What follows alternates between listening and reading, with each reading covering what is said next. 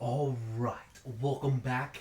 You read that right. We're gonna react to some TikTok finances and You advice about credit. We're gonna go ahead and do another audit to go ahead and see.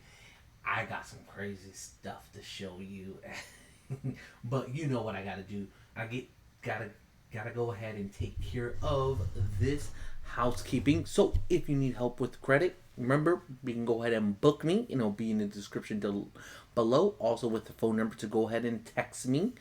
On top of that, here are my credentials. They'll be around the screen. So you can know I'm what is known as a credit analyst or a loan underwriter that pretty much makes decisions on loans to either approve, decline, or even counter for different types of loans. So now with that out of the way, and go ahead and stay tuned towards the end because I got something real crazy. So let's go ahead and hop into this. This is about.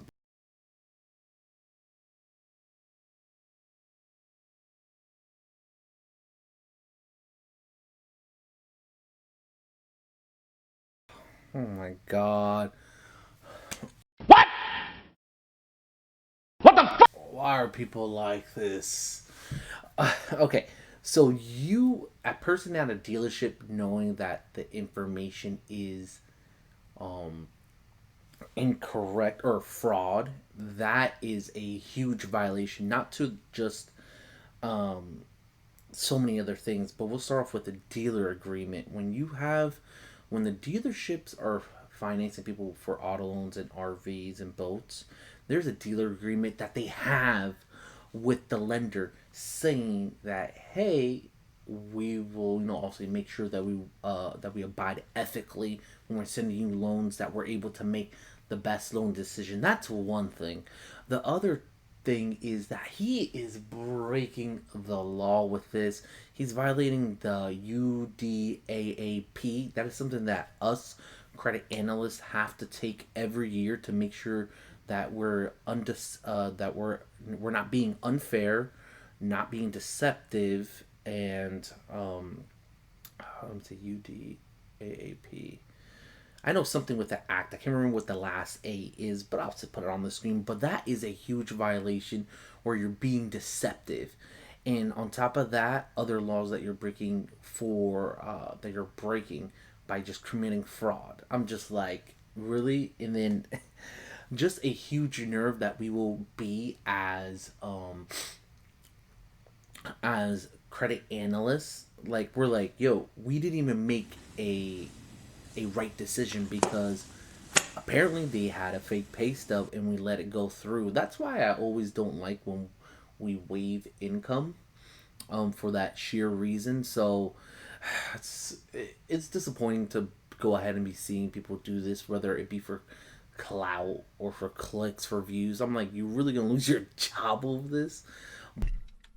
Stupid. Else that us credit analysts has to take to make sure when we're making decisions, it's not affecting the loan amount, the finance, the APR, first payment, credit worthiness.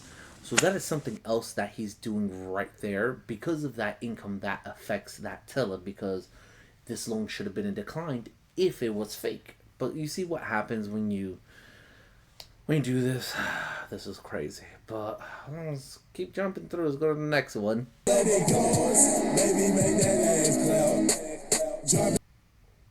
When your client had a 478 credit score and two repos and $37,000 in credit card charge offs, and you still successfully help her close on her new home. I used to approve mortgages. I know under FHA you can do that, maybe VA, but there's just a lot of questions that I just have. Like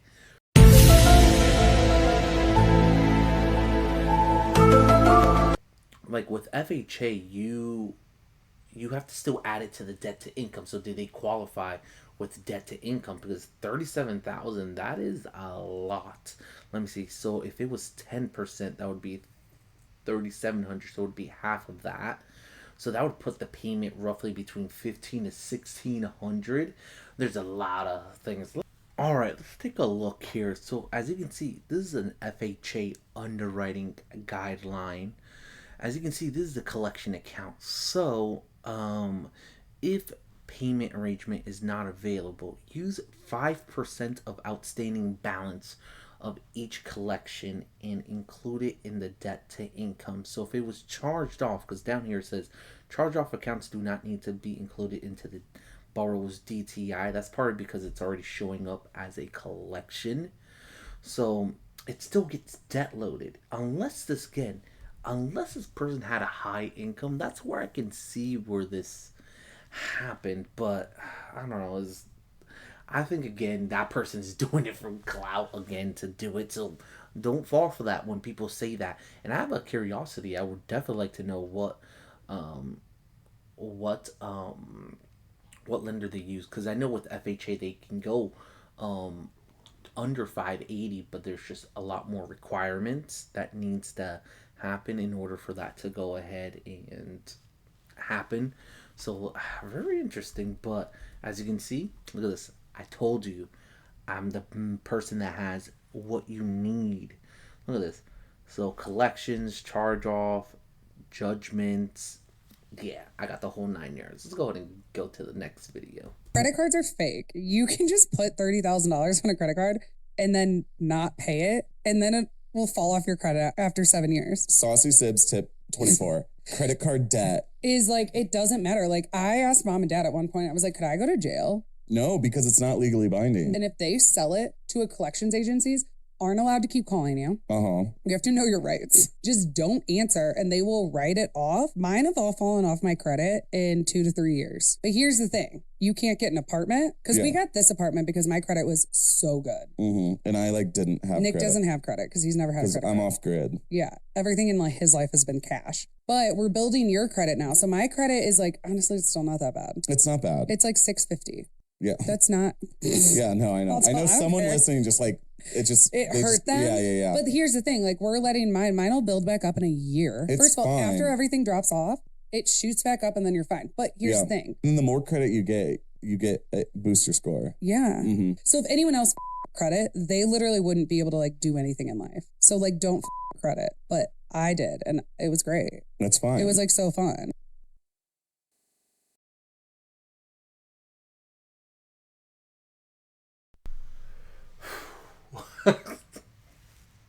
They gotta be true. Ain't That's suspicious. no fucking way. Oh my. Okay, so let's start off with this 650. That is the most easiest. Okay, so that definitely tells me they've had maybe some delinquencies. They may have been past due 30 days or some sorts like that. They owe a lot of debt, which is the second most important factor. Amounts owed. The reestablished credit history is not great. Maybe, like she mentioned, she didn't have so much great credit before, so that is still most likely lingering, especially since she said 2 to 3 years. But she said 30K. Yes, you will get sued, and no lender will go ahead and approve you, as you saw in the other one with the mortgages, with the mortgage underwriting. You saw how that would be added to your debt. You would not be able to afford a loan because lenders would go ahead and just add it. That would be $1,500, but $37,000 in, that's a lot. What is wrong with you? Oh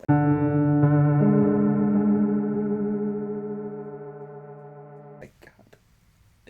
So definitely do not listen to this advice. What you want to do is honestly, if you're trying to rebuild your credit, let's get at a frame from building your credit. So let's say if you're in her position, 650, have $37,000 in credit card debt, what you want to do is start saving money. You're going to want to either settle or start on a payment if you're going to need your credit in the future, because you need to show how long, you need to show what you've been doing. When you're going for a loan, we want to see, okay, you got the $37,000 of a charge off, but what are we doing with it? Have you paid it down? Are you on a payment arrangement? That shows us as credit analysts great initiatives that people do to go ahead and help approve someone for a loan. It's all about making yourself look the less risky and the presenting yourself the best.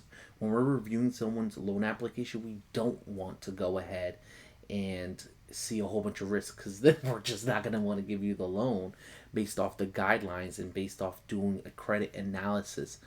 The only great thing I would say she said is that it does fall within 7 years, but again, you're going to need credit at some point to get it. If you want a car, if you want a house, if you want a motorcycle, so it doesn't matter.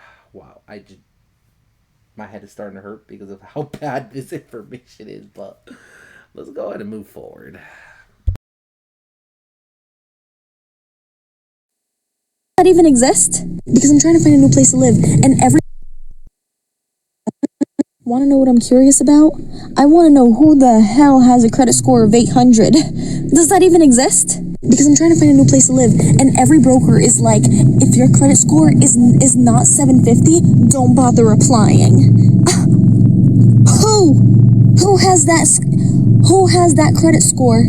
I would like to know. There's actually a lot of people that actually have a high credit score, especially in the 800s. I see them all the time. Let me see if I have a credit score. Here, all right, I have one right here. So let's go ahead and break down this person that has excellent credit above 800, or at least 800. So,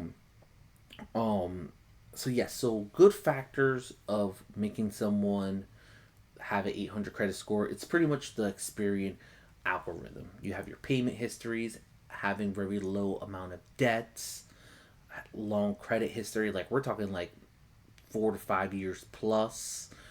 Low credit utilization, has a mix of credit, so they have revolving and installment loans. And then they don't have a lot of accounts open, because the more accounts you open, the lower your credit history drops. I'll put something here on the screen so you can have a better understanding. But when you're doing those combination of factors, you'll see. So let's go ahead and use an example right here so you can go ahead and see what I'm talking about. So this is someone's credit report. We'll most likely just look at the summary, right, which is up here. So we have total trade lines. He has six accounts. He's had credit for over 30 years. Yeah, almost about 30 years. 347 months. He's never been past due, which again, there goes that payment history, which is very important. No collections, no bankruptcies, no major derogatories or minor derogatories. So that's when they miss payments, essentially. That's what that is meaning. No delinquent balance. His oldest account since 1995. As I mentioned before, your credit history. So that's the second one. He has no open new accounts, no inquiries, which is great. That falls under new credit. Credit utilization is at 8%. It has a total of 29,000, so it has a very low amount of amounts owed, which is the fourth. And let's see. Let's take a look at his credit mix. All right, so he has right here a credit card, as you can see. See, he has a credit card right there. And let's see, an installment loan. He has an auto loan. So he has a couple of accounts that are currently open and paid. As you can see, no inquiries. So as you can see, this is a person that indicates of perfect credit. So go ahead and follow this model right here. So go ahead and take away from this: no late payments, low debts, 29,000. So if you're having a hard time paying down debts, this is going to be the toughest one, because this normally comes with a lot of credit card debt. No inquiries, has mixed of credit, no new accounts opened, and has very long time history. So that's how you go ahead and build a 800 credit score, just following this model right here. Well,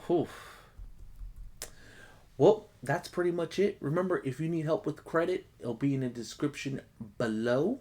Make sure to like, comment, and subscribe. If you definitely have questions, go ahead and put them in the comments. I'm there to go ahead and help you guys, and I'll go ahead and see you guys on the next one.